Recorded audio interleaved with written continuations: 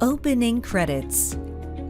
Ava and Carol Detective Agency, The Haunted Mansion. Written by Thomas Lockhaven, with Emily Chase. Edited by Dave Aretha. Narrated by Amy Johnson. Carol ever so slowly peeked around the tree. There were nothing but shadows. She slowly exhaled. Then suddenly she was yanked against the tree, the bark digging into her cheek as stars exploded in her head. Snow showered down on her and the creature. She wrenched her hands backwards, twisting and turning, until her mitten came off, freeing her hand. The monster threw it to the ground, and the girls were off, running for their lives. "Follow me!" yelled Ava. Carol and Ava sprinted through the woods and down a narrow path. They hurdled a small chain hanging between two wooden posts. Less than 30 minutes had passed since the girls had sat here at Lake Crystal, listening to Ethan Palmer's horror story, and now the girls were living it.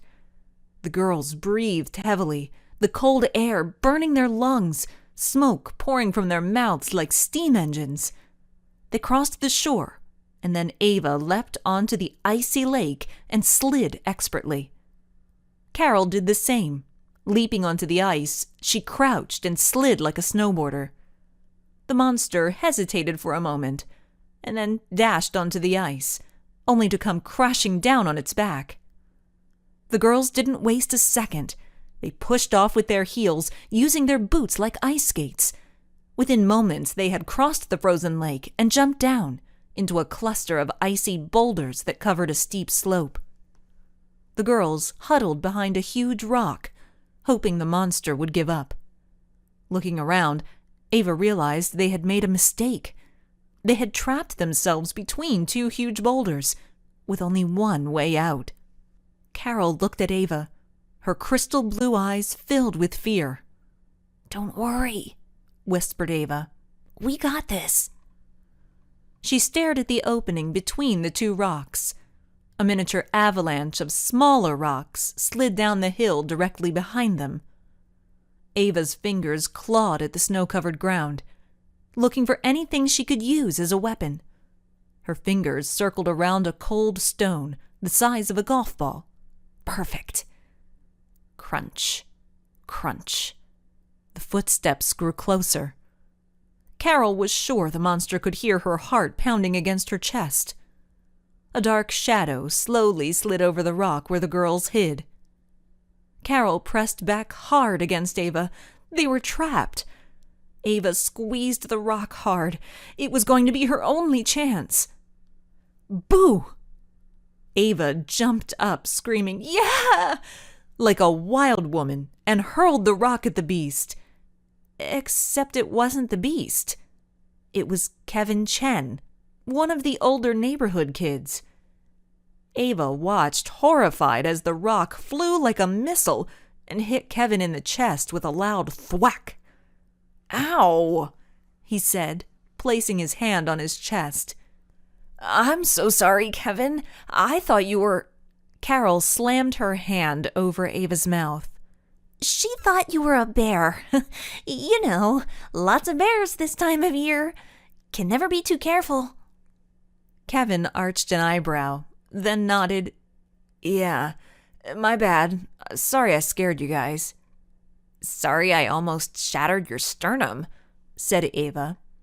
"Oh, that," laughed Kevin. "It was nothing. Don't worry, I barely felt it." "What?" asked Ava, insulted. "I mean, yeah, my foot slipped on some ice when I went to throw it.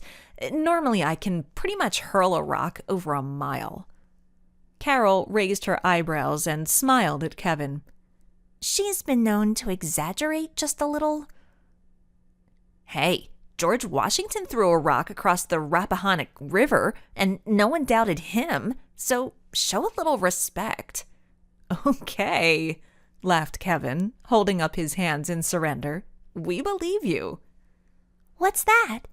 asked Carol, pointing to a small rectangular object in Kevin's hand. It's a motion capture camera. I was grabbing it when I saw you guys run behind the boulder." Carol's eyes flickered over to the boulder where they had been hiding just moments ago, and then up the small hill to the edge of the lake. Kevin must have scared the creature off. "Why do you have a motion capture camera in the woods?" asked Carol. "I actually have several set up. There's all kinds of wildlife out there." "You're telling me," thought Carol. "Oh, cool. My dad has one of those," replied Ava. "Have you seen anything interesting?" "Sure," said Kevin. "Coyotes, fox, wild turkey, and a beaver family. You'll have to come over and check out the pictures sometime." "Oh, wow, thanks," said Carol. "That would be awesome." Ava's phone vibrated. She reached into her pocket and stared at the screen. Her head dropped. "Oh, boy," she moaned. "I'm in so much trouble." "Don't worry," said Carol, putting her arm around Ava's shoulders. "I'll be your backup." Ava smiled. "Come on, Kevin. Walk with us. You can tell us more about the wild beasts that lurk in our forest." "You would be surprised."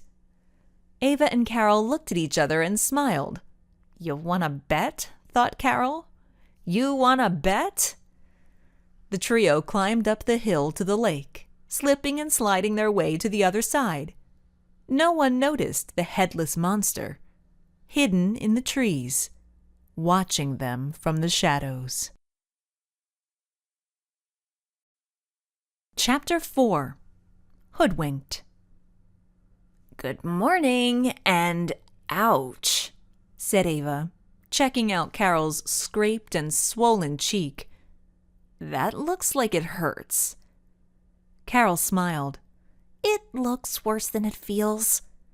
"In that case, mind if I thump it?" asked Ava, a little too eagerly. "What? What kind of question is that? Of course I mind. Someone needs to check your Netflix browsing history. I'm worried about you." "Aw," said Ava, bumping her shoulder into Carol. "Someone cares."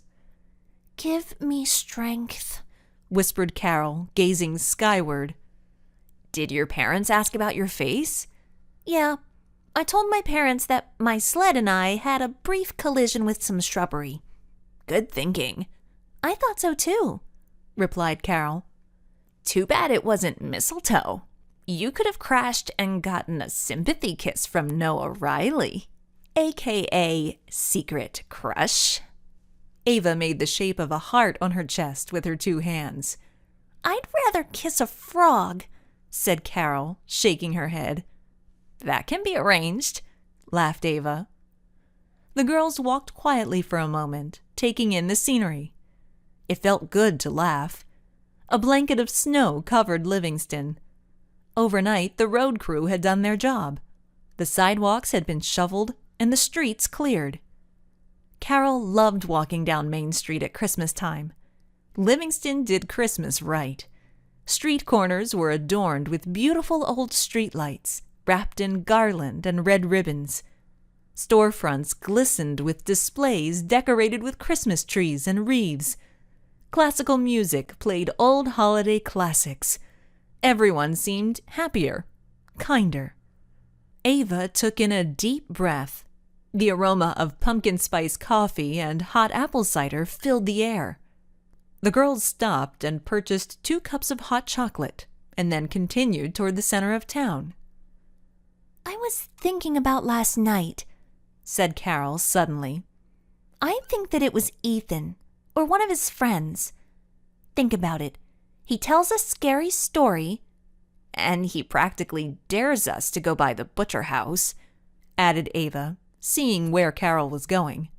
"Exactly. And when we do," nodded Carol, "a headless monster suddenly appears and chases us. It just seems a little suspicious to me." Disappointment filled Ava's face. She was hoping they had a new mystery to uncover. "Plus, there's this," said Carol, handing her phone to Ava. Ava tilted the phone so she could see it in the bright sunlight. "That jerk! You mean to tell me I was frightened to death by a cheap $49 synthetic fur costume from Amazon? We both were. He's probably got Amazon Prime, winked Carol. So witty. But really, it doesn't make sense, said Ava, shaking her head. You're right, replied Carol, pointing. Look! Ava turned, following Carol's gesture. Just ahead of them, yellow police tape was stretched across the sidewalk and the entrance to the Charter Bank. The girls recognized Mr. Charter as he stood and talked with 3 uniformed police officers and a man dressed in a gray suit and black trench coat. Behind them were 2 Livingston police cars and a black SUV with the letters FBI on the side. A crowd of people had gathered on the sidewalk, talking excitedly. Whoa, exclaimed Ava. That doesn't look good. Not at all, replied Carol. It must have been a robbery.